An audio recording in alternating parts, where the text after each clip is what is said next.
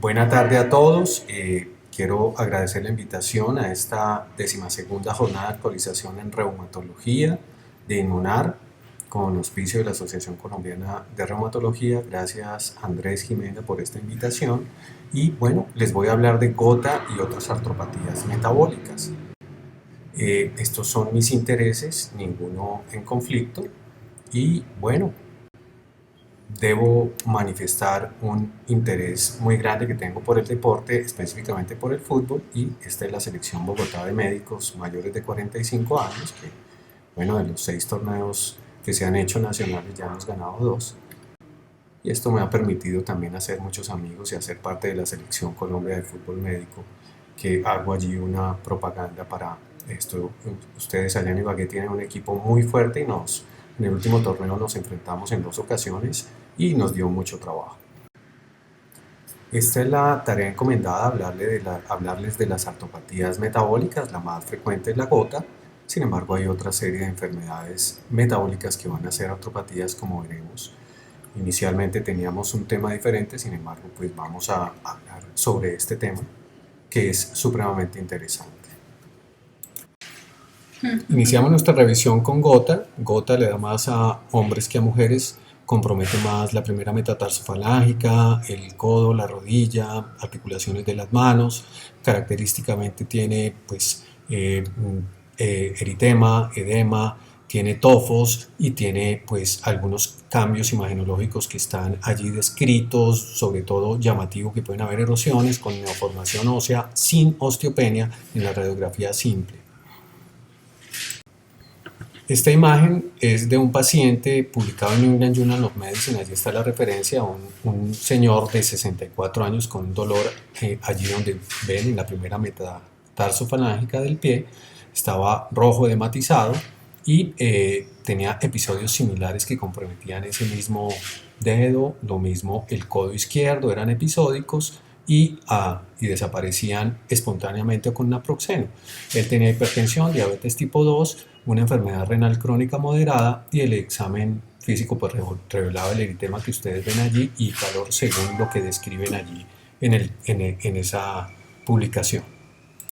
Con respecto a los datos epidemiológicos, es una patología que puede dar hasta incluso en más del 4% de la población. Allí están, digamos, en Estados Unidos y en Australia los datos de mayor prevalencia. Sin embargo, pues para esta publicación no se tenían datos de Colombia. En la misma revisión geoepidemiológica de la gota se ve como el pico de presentación está entre los 56 y 60 años. Hay poblaciones donde hay más prevalencia, como en el caso de Estados Unidos. Hay poblaciones como en el sur de Corea donde hay menos prevalencia, como lo indica tanto la tabla como la gráfica. Esta es la incidencia y aquí podemos ver en mayores de 66 años, en este periodo de tiempo en Canadá, como la incidencia fue casi de 2 personas por 100 habitantes año para la gota. Sin embargo, en otros estudios que incluyeron otras edades, los datos fueron casi entre 2 a 3 casos por 1000 personas hasta 60 casos por 1000 personas. Y en esta misma publicación muestran cómo la tendencia es a incrementar los casos en la medida que van pasando los años. 1989 tenemos estos datos de Estados Unidos, una incidencia de 0.5, 0.6 por cada 1000 personas y datos casi a este año de unos 2 o 3 o 5 por cada 100.000, como lo ven tanto en la gráfica como en la tabla. Para Colombia se hizo dentro del estudio epidemiológico de las enfermedades reumáticas en estas 5 ciudades que están aquí descritas, 6, tanto Bogotá, Bucaramanga, Cúcuta, Barranquilla, Medellín y Cali. Con una estrategia COPCOR se buscó la prevalencia de las enfermedades y se estableció una estimación de 0.56% de prevalencia. Aquí está el intervalo de confianza para los años en que se estudió. Y digamos, el predominio fue en hombres en relación a las mujeres, como pueden ver allí, y en las ciudades donde más se encontraron fue en Bogotá. Llamativamente en Medellín, Cali y Barranquilla no se encontraron casos. Sí, en Bucaramanga eso puede mostrar alguna debilidad epidemiológica. y en este mismo estudio muestra cómo en diferentes, digamos, dominios del Euroqol, como es dolor, malestar, movilidad, actividades cotidianas, ansiedad, depresión y cuidado personal, las diferentes enfermedades afectan. Y como se dan cuenta, esta patología afecta bastante en las áreas que corresponden a movilidad, actividades cotidianas, ansiedad, depresión y el cuidado personal, como está descrito allí. Y digamos, en cuanto al HAQ, que va de 0 a 3, entre más alto hay mayor limitación, entre más cercano a 0 menos limitación, la gota está aquí descrita como en menor limitación según este estudio con respecto a la carga en calidad de vida que se tiene. Dentro de la fisiopatología tenemos 4 etapas. La primera etapa es la de hiperuricemia. Recordemos un poquito la vía del metabolismo de las purinas. Aquí están las fuentes de esas purinas, digamos los metabolitos, y ya cuando llegamos al ácido úrico tenemos la posibilidad de eliminarlo por riñón, principalmente o intestino, ya que no tenemos la uricasa.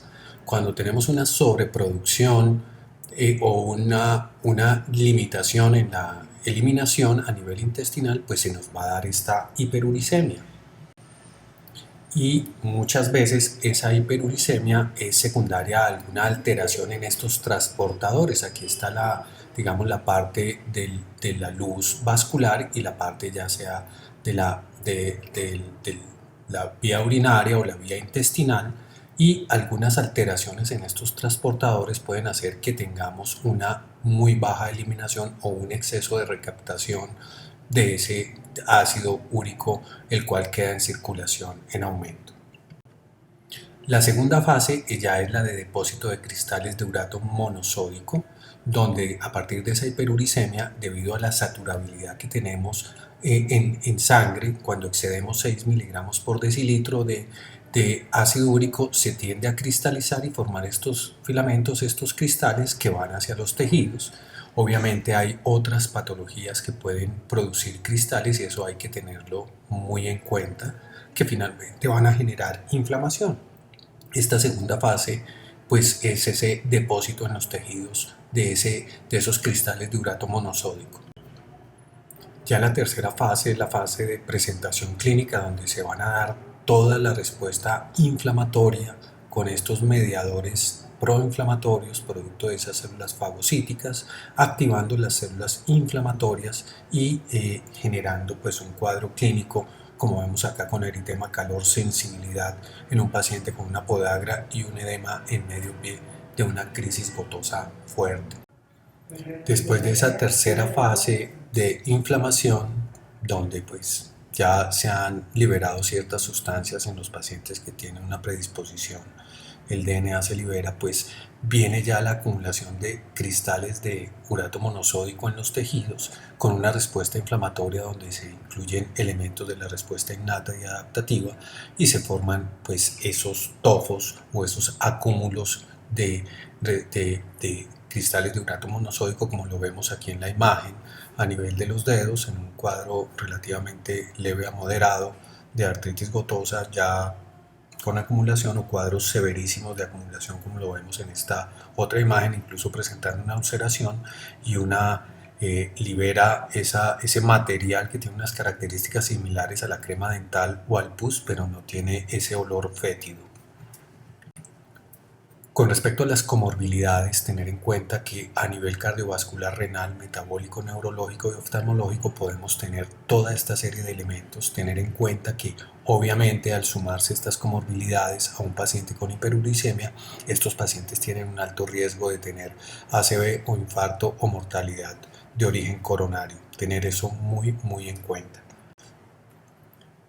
Con respecto a los diagnósticos diferenciales, pues partimos de los síndromes de monoartritis, oligoartritis y poliartritis. Generalmente la gota está en monoartritis y rara vez la vemos en oligoartritis y ya muy rara vez en poliartritis. Sin embargo, pues frente a algún cuadro monoarticular agudo, pues tenemos que hacer un estudio del líquido. Aquí una tabla que amplía un poquito el diagnóstico diferencial con respecto a la presentación. Al inicio generalmente la gota es un ataque agudo, mientras que los otros cuadros como la artritis séptica o la pseudogota o la osteoartritis son cuadros más larvados. Generalmente los mecanismos son inflamatorios de la mayoría de ellos, menos la osteoartritis, y las localizaciones y los síntomas generalmente son intraarticulares o periarticulares a nivel de la gota, lo mismo que la pseudogota, mientras que los componentes articulares son intraarticulares, eso tener en cuenta en el momento del examen físico. El diagnóstico diferencial de los tofos pues, puede ser con cuadros infecciosos, la secreción de una artritis séptica, los nódulos reumatoides obviamente, la presencia de dactilitis con ulceración o la presencia de psoriasis. Tener eso muy en cuenta también.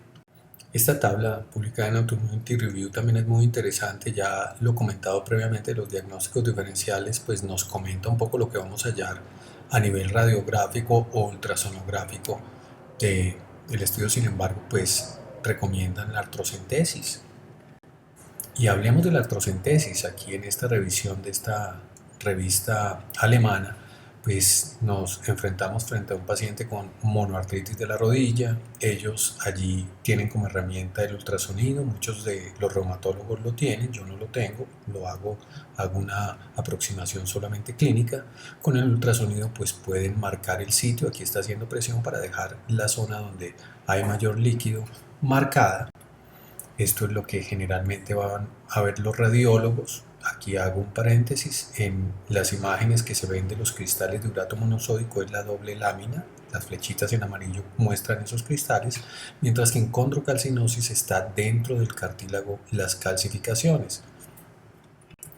Volvemos a nuestro procedimiento donde ya se hizo la marcación, se hizo la limpieza y se inyecta o se ingresa a la articulación y aquí está aspirando, sacó una gran cantidad de líquido, la jeringa es grande y aquí está haciendo una infiltración de un corticoide de depósito para bajar la inflamación. Puede ser una artrocentesis diagnóstica y terapéutica a la vez. Las imágenes que vamos a ver en el estudio de cristales a nivel de un microscopio de luz polarizada es que al cambiar de ángulo la luz pues va a tener una birrefringencia, tiene dos colores ese mismo cristal y vamos a tenerlos en dos fases, y el citoquímico nos puede mostrar la presencia de cristales intracelulares fagocitados, es una de las características del estudio citoquímico, además del conteo de leucocitos que generalmente dan un cuadro inflamatorio o un cuadro no inflamatorio. Las imágenes, a diferencia de la artritis reumatoide, no hay una osteopenia yuxtaarticular, hay erosiones, pero generalmente hay una neoformación ósea y aquí hace referencia a un tofo. Miren cómo se va calcificando alrededor del tofo y no hay esa osteopenia. Incluso cuadros de tofos muy severos se pueden ver con prácticamente pérdida del hueso, sin osteopenia, llamativamente. La revisión de Lancet de 2021 es muy, digamos, tiene gran parte de las aproximaciones terapéuticas que hacemos, el uso de antiinflamatorios, generalmente utilizamos naproxeno, en los que tienen contraindicados nos vamos con colchicina, en ocasiones si hay contraindicación o no toleran estos dos nos vamos con corticoides y en algunos países utilizan inhibidores de interleuquina 1 como anakinra, no lo tenemos disponible, o el canakinumab que sí lo tenemos disponible aquí, sin embargo lo utilizamos en otras patologías inflamatorias. Obviamente los medios físicos, digamos la educación para el paciente y el enseñarles, el hacerles caer que esta es una patología que puede tener un daño a largo tiempo para lograr las metas y plantear como una terapéutica y un seguimiento a largo plazo es importantísimo. Aquí el apoyar a los pacientes, el usar los medicamentos para disminuir los niveles de ácido úrico, generalmente tenemos nosotros el allopurinol, se recomienda iniciar con dosis bajas, 100 miligramos si la función renal está normal, si hay deterioro iniciar con la mitad de esta dosis e ir gradualmente aumentando. Si tenemos contraindicación tenemos el febuxostat o en ocasiones podemos utilizar la uricasa según la severidad y el cuadro y el cuadro subyacente, la prevención de recaídas, generalmente lo hacemos con colchicina o con naproxeno, duración no más de 3 meses, con la idea de llegar a metas que es tener un paciente por debajo de 6.5 miligramos por decilitro. Ellos hacen la recomendación de tener un kit de salvamento de acuerdo al medicamento que les sirve para controlar el brote o la recaída, el cumplimiento de las estrategias o T2T, que es tener unos niveles por debajo de 6, como ya lo había comentado, miligramos por decilitro de ácido úrico, y optimizar la terapia si el allopurinol pues no lo logra como monoterapia llegando a la dosis tope de 900, podemos utilizar el febuxostat, podemos utilizar alguna otra herramienta que tengamos digamos en nuestro armamento o en nuestro país. Algunas recomendaciones con respecto a la dieta: si bien los resultados de la dieta son muy modestos, solo para bajar los niveles, pues hay que fortalecer, sobre todo identificando los que pueden disparar la crisis, disminuir pues aquellos medicamentos, trabajar sobre la obesidad, evitar las bebidas azucaradas, reducir el consumo de alcohol y obviamente pues tener en cuenta qué les dispara, qué alimentos los disparan, como los mariscos, para disminuirles los que tienen alta carga de purinas.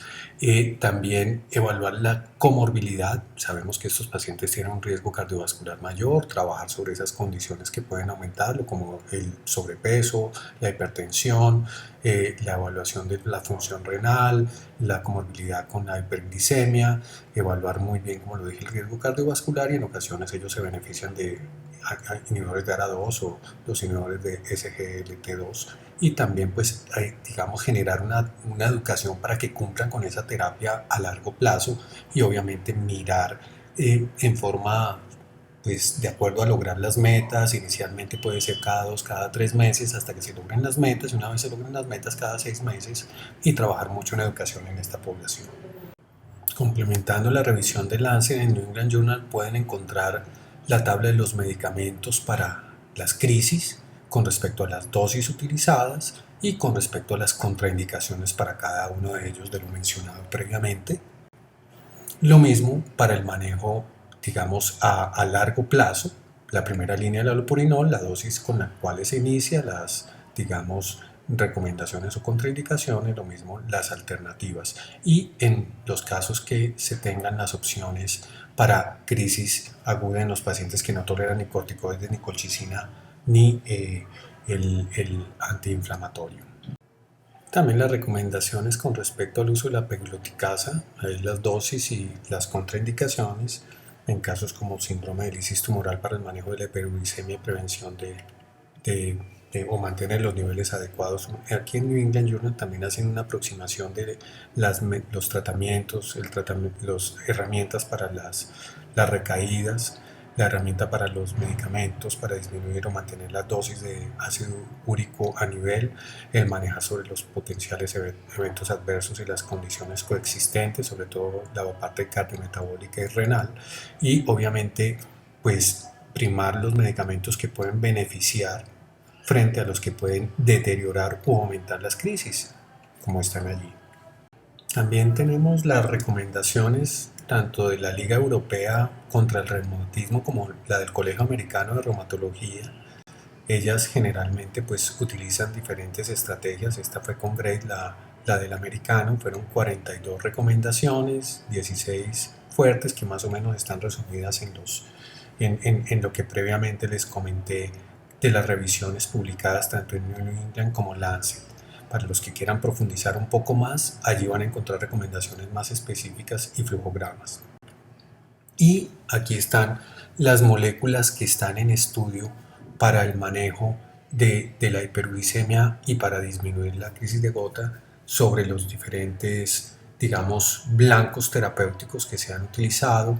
Digamos, aquí están las compañías, aquí tenemos, digamos, las acciones que se buscan, las fases de los estudios que van y los países que lo están haciendo. Bueno, espero que ustedes hayan captado hasta aquí más de lo que está logrando captar esta niña, de tal forma que hay mucha información respecto a gota. Hemos cumplido la primera fase de la tarea encomendada por nuestro organizador del Congreso. Ahora se viene una fase un poquito ya más tardía para hablar de las otras artropatías metabólicas, dentro de las cuales están las condrocalcinosis. Este grupo de patologías las llamamos condrocalcinosis, y bien son patologías que depositan diferentes tipos de cristales. De acuerdo a las características de los cristales, tiende a afectar diferentes articulaciones, tienden a generar complicaciones generalmente degenerativas o artrósicas y generalmente pues el diagnóstico se va a hacer con imágenes, ya sea radiografía, ecografía como lo mostramos o con el estudio de cristales.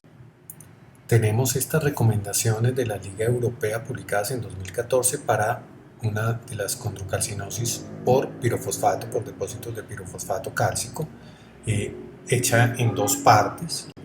Resaltar que aquí nos hablan en estas primeras recomendaciones de la presentación generalmente monoarticular, ocasionalmente oligopoliarticular, tiende a comprometer el fibrocartílago que está en rodillas, que tiende a estar en muñecas, puede cronificarse, un dolor crónico con agudizaciones de inflamación muy llamativas.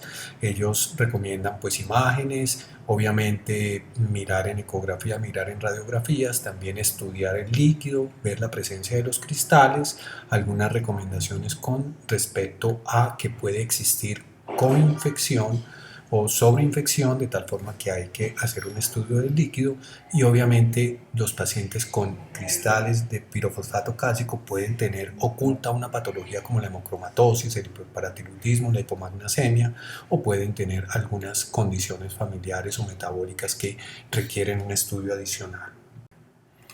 Esta es la forma como se ven los cristales, a diferencia de los cristales de urato monosódico. Los de pirofosfato tienen esta morfología diferente y aquí se ve la luz polarizada, generalmente tienen esta forma. En radiografía se ven estas imágenes de calcificación a nivel del fibrocartílago, aquí está el menisco y aquí tenemos el cartílago hialino. Se ven de esta forma en casos severos con cambios artrósicos. Aquí están los osteofitos, aquí hay uno más pequeño, aquí ya uno más grande, una disminución del espacio a nivel medial, que hablan de una artrosis ya más avanzada. Y complementando estas imágenes, recordarles lo que ya les había dicho con respecto a la ecografía, donde aquí, a diferencia de la línea que se ve con cristales de urato monosódico, esta se ve en el cartílago. Este es hueso, cartílago, y aquí ya tenemos tejidos blandos que van hasta la piel. En esta segunda tabla de esa misma revisión están, digamos, las recomendaciones en cuanto al manejo farmacológico y no farmacológico que se debe hacer. Aquí obviamente los medios físicos, el reposo, la aspiración, incluso la infiltración de las articulaciones en la crisis cuando es muy severa, el uso de AINES, el uso de colchicina para el ataque agudo, incluso también glucocorticoides o ACTH puede ser una alternativa, el uso de profilaxis para recaídas con dosis bajas de colchicina en forma crónica o AINES con gastroprotección, obviamente el manejo de la OA, de la osteoartrosis, mejor dicho, y también pues el buscar o detectar la causa primaria, si hay hiperparatiroidismo, hemocromatosis, hipomagnesemia, y tratarla es supremamente importante. Bueno, esperemos que no estemos tan golpeados hasta acá con tanta información. Y continuamos la tarea. La hemocromatosis, la alcaptonuria, generalmente la hemocromatosis más en mujeres, más en hombres, perdón, que en mujeres. En la alcaptonuria o la ocronosis es similar, las articulaciones que comprometen van a dar cuadros de condrocalcinosis, generalmente segunda o tercera metacarpofalágica compromete la hemocromatosis. Lo podemos ver en imágenes, lo mismo a nivel de los discos intervertebrales, y esta alcaptonuria es bien interesante porque hace cuadros muy similares a las espondiloartritis. Aquí vemos un ejemplo de una ocronosis o alcaptonuria donde hiperpigmenta el lóbulo de la oreja, donde se deja la orina y se deja la luz y se ve cómo se va pigmentando, y miren estos cambios en columna donde se da esta calcificación similar a lo que vemos en una espondiloartritis, de tal forma que es un diagnóstico diferencial de la espondiloartritis. Otras artropatías son el hiperparatiroidismo, más en mujeres que hombres, y la acromegalia, más en hombres que mujeres. Obviamente son patologías metabólicas, el tipo de compromiso que tienen, manos, múltiples articulaciones, el cráneo, la columna, muy, digamos aquí a nivel facial con respecto a la acromegalia hay algunos cambios.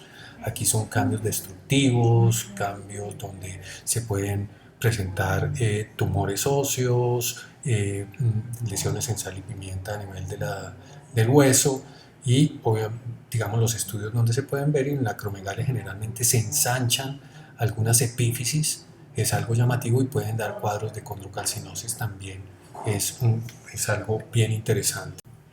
En estas dos tablas se presentan las manifestaciones clínicas de los pacientes con hiperparatiroidismo. En algunos casos son asintomáticos, otros con urolitiasis, manifestaciones intestinales, neurológicas y más de la mitad van a tener manifestaciones musculoesqueléticas, dentro de las cuales está cuadros de condrocalcinosis principalmente, casi el 20%, lumbalgia 15%, artralgias 15%, lo mismo fracturas vertebrales, dolor óseo generalizado, cuadro similar a la fibromialgia, dolor en la reja torácica, debilidad muscular, mialgias hasta casi el 10% y obviamente algunas otras alteraciones que podemos ver en ellos.